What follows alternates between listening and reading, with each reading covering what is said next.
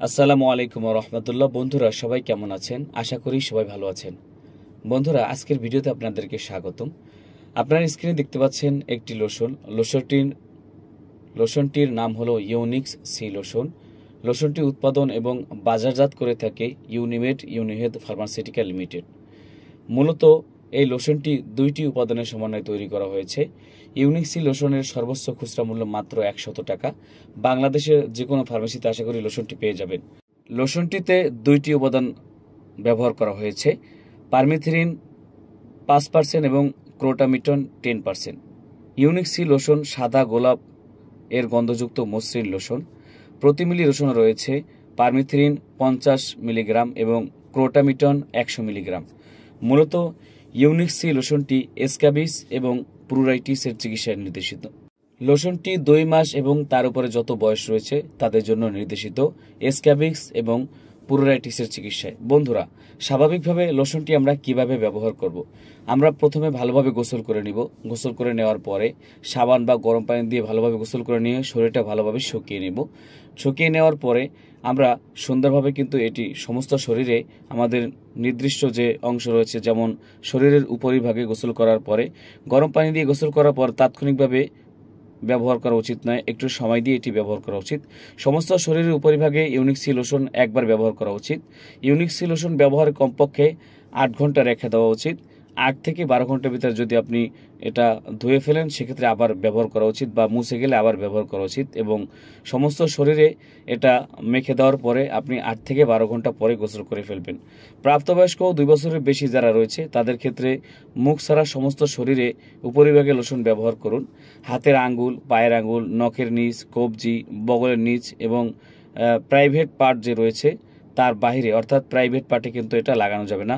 স্তন এবং নিতম্বের প্রয়োগের সময় বিশেষ মনোযোগ সহকারে এটা প্রদান করতে হবে, অর্থাৎ ভালোভাবে লাগাতে হবে। বয়োজ্যেষ্ঠদের ক্ষেত্রে যেমন ঘাড়, মুখ, কান এবং মাথার ত্বক সহ সমস্ত শরীর উপরিভাগে লোশনটি ব্যবহার করুন। হাতের আঙ্গুল, পায়ের আঙ্গুল, নখের নিচে, কবজি, বগলের নিচ এবং প্রাইভেট পার্ট এর যে অংশগুলো রয়েছে সেগুলো বাদে বাহিরে অন্য জায়গায় ব্যবহার করুন। এবং নিতম্বে প্রয়োগের সময় বিশেষ করে মনোযোগ দেওয়া উচিত, অর্থাৎ যারা বয়স্ক এবং শিশু রয়েছে বা সকলের জন্য মূলত ব্যবহার করার সময় অবশ্যই প্রাইভেট পার্টগুলো এড়িয়ে চলা উচিত। যদি প্রাইভেট পার্টে এগুলো লেগে থাকে ভালোভাবে পানি দিয়ে তারপরে ধুয়ে ফেলবেন। তো বন্ধুরা, এই লোশনটি মূলত আপনার যদি একটু খেয়াল করে লাগাতে হবে। 2 বছরের নিচে যে সকল শিশুরা রয়েছে তাদের ক্ষেত্রে অবশ্যই ব্যবহারের ক্ষেত্রে সতর্কতা অবলম্বন করা উচিত। শিশুদের ক্ষেত্রে শুধুমাত্র চিকিৎসকের পরামর্শ অনুযায়ী এটা ব্যবহার করতে পারবেন। ঘাড়, মুখ, কান এবং মাথার ত্বক সহ সমস্ত শরীরে উপরিভাগে লোশনটি ব্যবহার করুন। হাতের আঙুল, পায়ের আঙুল, নখের নিচ, কবজি, বগলের নিচে, হাতের তালু ও পায়ের তলা এবং প্রাইভেট পার্টের বাইরে এবং নিতম্বে প্রয়োগের সময় বিশেষ করে মনোযোগ সহকারে এটি ব্যবহার করবেন। মুখের চারদিকে এটা লাগানো থেকে বিরত রাখবেন এবং চোখের সংস্পর্শ থেকে বিরত রাখবেন। তো বন্ধুরা, স্বাভাবিকভাবে পারমিথিরিন এবং ক্রোটামিটনের প্রতি অতি সংবেদনশীলতা যাদের রয়েছে তারা এটা ব্যবহার থেকে বিরত রাখবেন এবং কিছু কিছু ওষুধের সাথে এটা ব্যবহার না করলেই ভালো হয়, এটা খেয়াল করবেন। যখন আপনি ক্রিমটি ব্যবহার করবেন তখন ডাক্তার সাহেব কিন্তু আপনাকে বলে দিবেন। তো বলে দেওয়ার পরে স্বাভাবিকভাবে আপনি কিন্তু যেভাবে ডাক্তার সাহেব বলে দিবেন আপনি সেভাবে কিন্তু এটা ব্যবহার করার চেষ্টা করবেন। মূলত এক কথায় বলতে গেলে এই যে ইউনিক্স সি লোশনটি আমাদের শরীরে স্ক্যাবিক্স এবং খোসপাসরা যে সমস্যা রয়েছে, অর্থাৎ অনেক দিন যেমন খোসপাসরা রয়েছে, যাদের প্লুরাইটিসের সমস্যা রয়েছে, কোনোভাবে আরোগ্য লাভ করতেছে না, এই লোশনটি খুব ভালো কাজ করে থাকে। কোনো কোনো রোগের ক্ষেত্রে ডাক্তার সাহেবগণ মূলত সপ্তাহে একবার এবং কোনো কোনো রোগের ক্ষেত্রে সপ্তাহে 3 দিন পর পর অথবা প্রতিদিন ব্যবহার করার নির্দেশনা দিয়ে থাকেন। তো আপনার সমস্যা ডাক্তার সাহেব যেভাবে দেখে থাকবেন আপনাকে কিন্তু ব্যবহার করার সেরকম নিয়ম বলে দেবেন। আপনি অবশ্যই ডাক্তার সাহেবের কাছ থেকে ভালোভাবে নিয়মটি বুঝে নেবেন। এবার আমরা আসি এই লোশনটি গর্ভ অবস্থা এবং স্তন্যদানকালে ব্যবহার করা যাবে কিনা।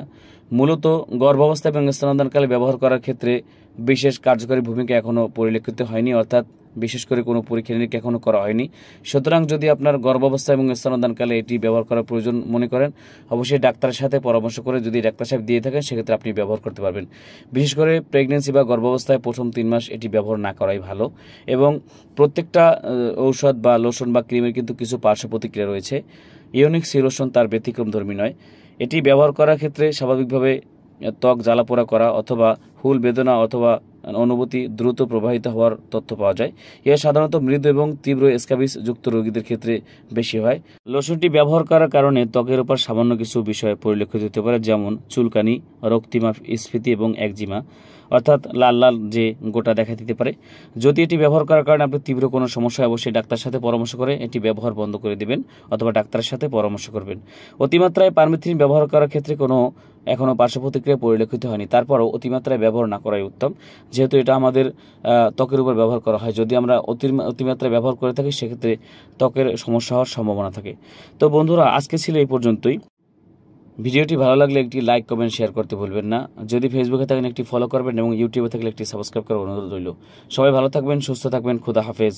আসসালামু আলাইকুম ওয়া রাহমাতুল্লাহি ওয়া বারাকাতুহু।